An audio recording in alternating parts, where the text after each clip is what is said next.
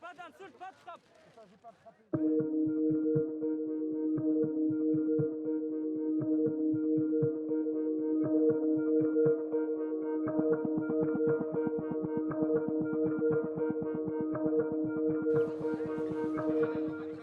Donc hier soir, j'ai appris vers 19h qu'il y avait une action d'Utopia 56, place de la République, qu'ils installaient 500 tentes place de la République pour les réfugiés qui n'avaient pas pu être mis à l'abri après l'évacuation du camp de Porte de Paris.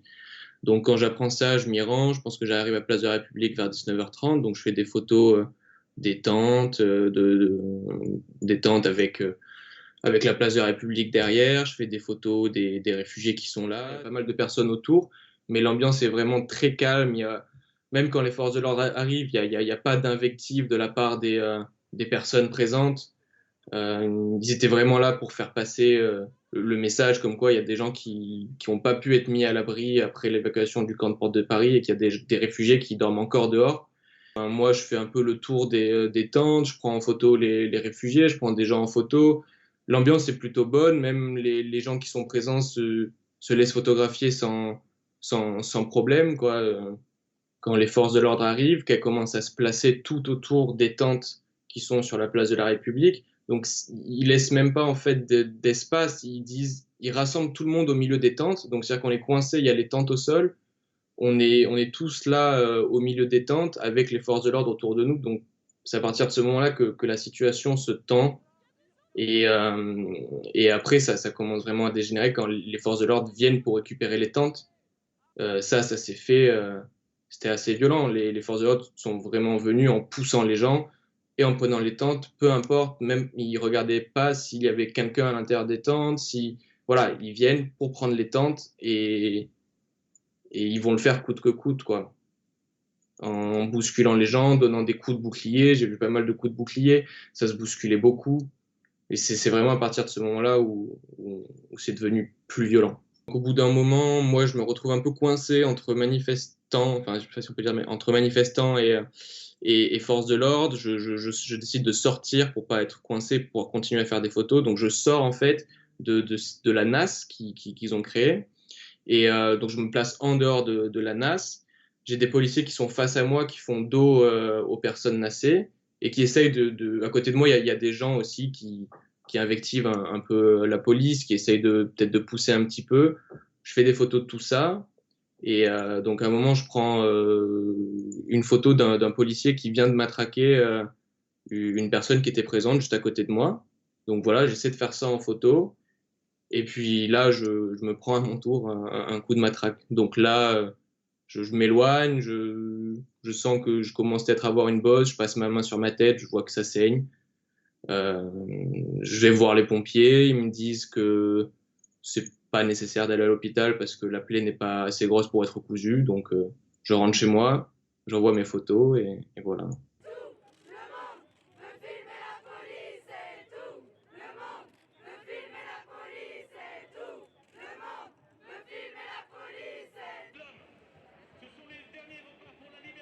J'ai entendu donc le ministre de l'Intérieur qui disait qu'on pourrait continuer à photographier, à filmer la police sans flouter les images à la diffusion. Mais la crainte que j'ai, c'est que ça envoie un message aux forces de l'ordre qui est que ils peuvent avoir plus de liberté à réprimer les journalistes.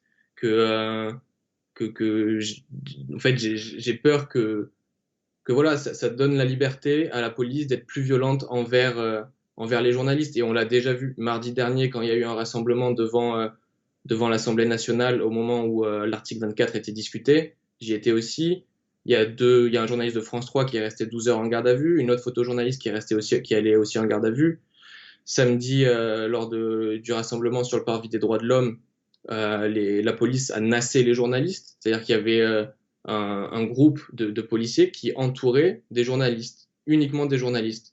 Et donc, ces journalistes-là ne pouvaient pas avoir accès aux interventions des forces de l'ordre, ils pouvaient pas témoigner de ce qui était en train de se passer. Donc, ce que j'ai vu là, en plus d'hier soir, cette dernière semaine, c'est quelque chose, moi, que j'avais jamais vu. Il y a toujours eu des violences envers les journalistes pendant les manifestations, que ce soit depuis la loi travail, les gilets jaunes. Mais là, je trouve on passe un cap. Il y a quelque chose qui est en train de changer.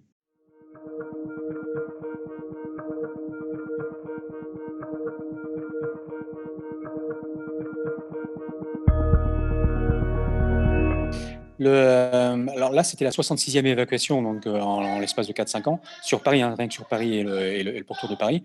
Donc ça donne un peu une idée quand même du rythme. Donc c'est pas tout à fait nouveau. Les violences policières, ça fait des années qu'on les constate. Elles sont généralement moins visibles. Hier soir, elles ont été très visibles. Mais en fait, c'est des choses malheureusement qu'on a vues. C'est-à-dire les évacuations. Après les évacuations, ça fait très longtemps qu'on voit que dans les rues autour, par exemple, il y a des contrôles de police pour en gros choper les gens qui n'ont pas voulu monter dans les bus et les contrôler, les emmener au commissariat et éventuellement de leur remettre des obligations de quitter le territoire français. Donc voilà, on a vu aussi après des évacuations pour empêcher que les gens se posent du harcèlement, mais ça peut être déchirer des tentes, ça peut détruire des tentes, ça peut être gazer les gens à la lacrymo au réveil. Il y a un été où ils piquaient une chaussure sur deux, par exemple, aux réfugiés. Donc il y a des flics, c'était leur truc. D'autres fois, c'était des couvertures. Donc ces violences-là, malheureusement, ça fait longtemps qu'on les voit. Là, alors à la fois l'évacuation en elle-même de mardi dernier, on a franchi un palier parce que là, c'était, enfin, moi, une évacuation qui dure 12 heures, j'avais encore jamais vu. Normalement, ça commence vers 4 heures, 5 heures du matin, c'est fini à 10 heures, 10 heures et demie, quoi. Là, à 15h30, il y avait encore 1000 personnes qui restaient là et qui sont chassées, quoi. Ça, j'avais jamais vu. On a vu aussi pendant l'évacuation, mais le matin, les policiers qui gazaient des gens avec des bombes lacrymo, enfin, à plusieurs reprises. On l'a vu, on l'a filmé. Euh, donc ça c'est une violence, enfin, qui s'est exprimée, qu'on connaît, mais qui s'est exprimée pour le coup de manière visible, telle qu'on n'avait jamais vu. Et hier soir, c'était ça aussi, c'est-à-dire que il y avait, enfin là, c'était des choses malheureusement qu'on a vues, hein, les tentes détruites, les campements détruits, la police violente. C'est juste qu'autour il y avait des journalistes, beaucoup. Il y a aussi beaucoup de journalistes. On sent qu'il y a une pression qui s'exerce sur les journalistes, c'est-à-dire que par exemple, l'évacuation de mardi, il y a des journalistes qui ont été empêchés d'accéder au périmètre où il y avait lieu l'évacuation. En gros, tous ceux qui avaient présenté gentiment leur carte de presse et poliment à la police n'ont pas pu entrer. Ceux qui ont réussi à entrer, c'est ceux qui étaient venus avant que la police arrive ou qui ont réussi à se faufiler, en gros, sans trop dire qu'ils étaient journalistes. Mais il y a des médias comme France 3, France 3 Île-de-France, l'AFP, qui n'ont pas réussi à accéder au périmètre. Et ce qu'on a vu hier, bah, c'est aussi des journalistes qui subissent aussi les violences qui d'habitude s'exercent à l'encontre des réfugiés, voire des associations et des collectifs qui aident. Voilà, donc ça effectivement, on sent bien qu'il y a un palier, et ça intervient évidemment dans un contexte d'élaboration d'une loi sécuritaire qui, en gros, vise à interdire ce que les médias ont encore pu montrer hier, quoi. Et on sent bien que c'est la police d'ailleurs a anticipé sur cette loi-là, c'est-à-dire qu'il y a des comportements, enfin, taper sur les journalistes, essayer de les intimider, leur demander de ne pas filmer, voilà, c'est des choses qu'on voit et qui anticipent sur ce que va être la loi, quoi. Si je regarde mon évolution personnelle, je dirais que ma vision de la police s'est extrêmement dégradée ces dernières années. C'est-à-dire qu'il y a quelques années, un policier pris à partie dans la rue, je serais probablement intervenu pour essayer de le défendre. Aujourd'hui, c'est pas le cas. Enfin, je veux dire, aujourd'hui, par exemple, ce soir, on va partir en maraude. Je crains plus ce qui peut nous arriver avec la police et arriver aux bénévoles que ce qui peut nous arriver avec les gens qu'on va croiser dans la rue, quoi. C'est quand même pas une situation normale. La police devrait être là pour aider, pour protéger. On est en période de pandémie. La police, les forces de l'ordre, devraient être là pour, en gros, recueillir les gens qui sont à la rue et les emmener dans des endroits où ils peuvent se protéger. Ils font l'inverse. C'est-à-dire qu'en gros, ils les sortent des endroits où ils sont mal protégés, ce qui était le cas d'un camp, pour les emmener dans des endroits pires encore, c'est-à-dire la rue. C'est pas rien pour moi, liberté, égalité, fraternité. Enfin, les trois mots comptent en plus, et fraternité aussi, quoi. C'est pas rien d'être le pays où on a la Déclaration des droits de l'homme. C'est pas rien d'être un pays où on a une tradition d'accueil des gens qui sont persécutés dans leur pays, quoi. Mais ce que je vois, c'est que tout ça, c'est foulé aux pieds. Enfin, concrètement, c'est ce que je vois, moi, sur le terrain ici.